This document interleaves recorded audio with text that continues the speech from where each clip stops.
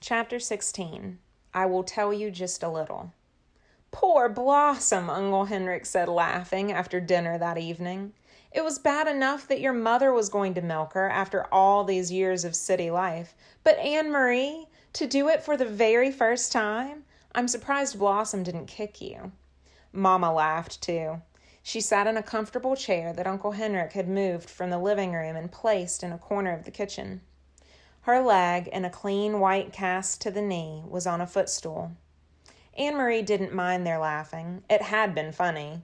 When she had arrived back at the farmhouse, she had run along the road to avoid the soldiers who might still be in the woods. Now, carrying nothing, she was in no danger. Mama and Kirsty were gone. There was a note hastily written from Mama that the doctor was taking her in his car to the local hospital, that they would be back soon. But the noise from Blossom, forgotten, unmilked, uncomfortable in the barn, had sent Anne-Marie warily out with the milking bucket. She had done her best, trying to ignore Blossom's irritated snorts and tossing head, remembering how Uncle Henrik's hands had worked with a firm, rhythmic pulling motion, and she had milked. I could have done it, Kirsty announced. You only have to pull and it squirts out. I could do it easily. Anne-Marie rolled her eyes. I'd like to see you try, she thought. Is Ellen coming back? Kirsty asked, forgetting about the cow after a moment. She said she'd make a dress for my doll. Anne-Marie and I will help you make a dress, Mama told her. Ellen had to go with her parents. Wasn't that a nice surprise, that the Rosens came last night to get her? She should have waked me up to say goodbye, Kirsty grumbled, spooning some imaginary food into the painted mouth of the doll she had propped in a chair beside her. Anne-Marie, Uncle Henrik said, getting up from the table and pushing back his chair. If you come with me now to the barn, I'll give you a milking lesson. Wash your hands first. Me too, said Kirsty. Not you too, Mama said. Not this time. I need your help here since I can't walk very well. You'll have to be my nurse. Kirsty hesitated, deciding whether to argue. Then she said, I'm going to be a nurse when I grow up, not a cow milker, so I have to stay here and take care of Mama. Followed as usual by the kitten, Anne-Marie walked with Uncle Henrik to the barn through a fine, misty rain that had begun to fall. It seemed to her that Blossom shook her head happily when she saw Henrik and knew that she would be in good hands again. She sat on the stacked hay and watched while he milked, but her mind was not on the milking. Uncle Henrik, she asked, where are the Rosens and the others? I thought you were taking them to Sweden on your boat, but they weren't there.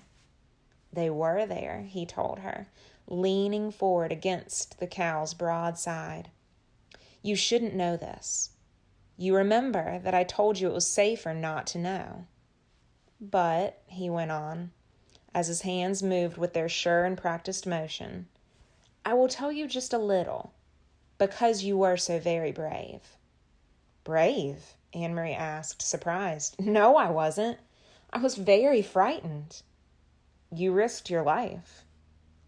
But I didn't even think about that. I was only thinking of... He interrupted her, smiling. That's all that brave means, not thinking about the dangers. Just thinking about what you must do. Of course you were frightened. I was too today. But you kept your mind on what you had to do. So did I. Now let me tell you about the Rosens. Many of the fishermen have built hidden places in their boats. I have too, down underneath. I have only to lift the boards in the right place, and there is room to hide a few people. Peter and others in the resistance who work with him bring them to me, and to the other fishermen as well. There are people who hide them and help them.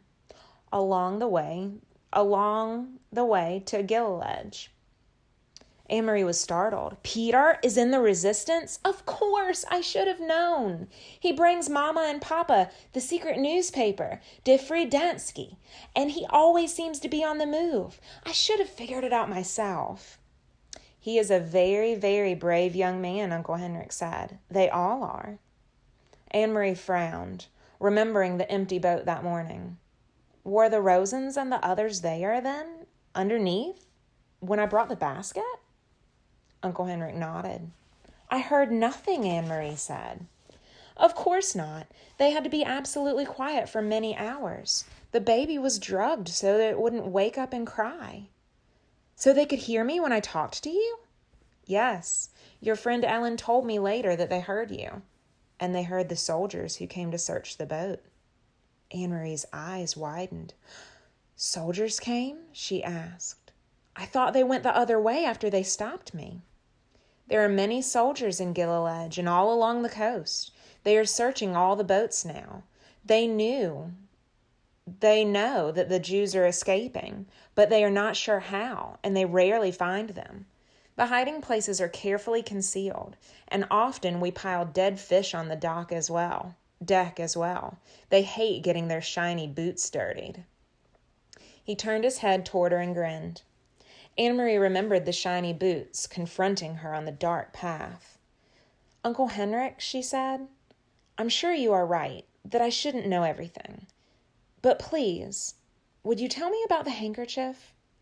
I knew it was important, the packet, and that's why I ran through the woods to take it to you. But I thought maybe it was a map. How could a handkerchief be important? He set the filled pail aside and began to wash the cow's udder with the damp cloth. Very few people know about this, Anne-Marie, he said with a serious look. But the soldiers are so angry about the escaping Jews and the fact that they can't find them, that they have just started using trained dogs.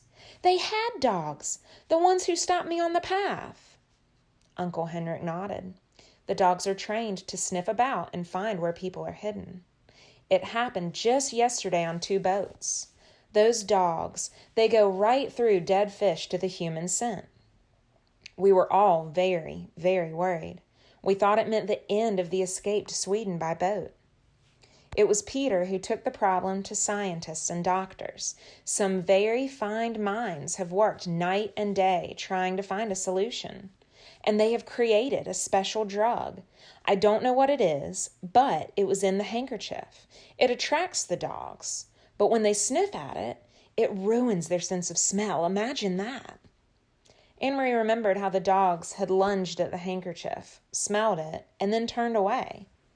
Now, thanks to Peter, we will each have such a handkerchief, each boat captain. When the soldiers board our boats, we will simply pull the handkerchief out of our pockets. The Germans will probably think we all have bad colds. The dogs will sniff about, sniff the handkerchiefs we are holding, and then roam the boat and find nothing. They will smell nothing. Did they bring dogs to your boat this morning? Yes, not 20 minutes after you had gone. I was about to pull away from the dock when the soldiers appeared and ordered me to halt. They came aboard, searched, found nothing. By then, of course, I had the handkerchief. If I had not, well... His voice trailed off and he didn't finish the sentence. He didn't need to. If she had not found the packet where Mr. Rosen had dropped it, if she had not run through the woods, if the soldiers had taken the basket, if she had not reached the boat in time, all of the ifs whirled in Anne-Marie's head. They are safe in Sweden now, she asked. You're sure? Uncle Henrik stood and patted the cow's head. I saw them ashore. There were people waiting to take them to shelter. They are quite safe there. But what if the Nazis invade Sweden? Will the Rosens have to run away again? That won't happen. For reasons of their own, the Nazis want Sweden to remain free. It is very complicated. Anne-Marie's thoughts turned to her friends, hiding under the deck of the Ingeborg. It must have been awful for them so many hours in there, she murmured. Was it dark in the hiding place?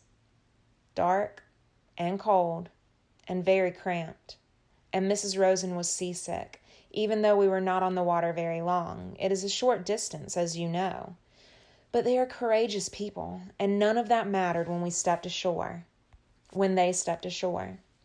The air was fresh and cool in Sweden. The wind was blowing. The baby was beginning to wake as I said goodbye to them. I wonder if I will ever see Ellen again, Anne-Marie said sadly. You will, little one. You saved her life after all. Someday you will find her again. Someday the war will end, Uncle Henrik said. All wars do. Now then, he added, stretching. That was quite a milking lesson, was it not? Uncle Henrik, Anne-Marie shrieked, and then began to laugh. Look, she pointed. The god of thunder has fallen into the milk pail.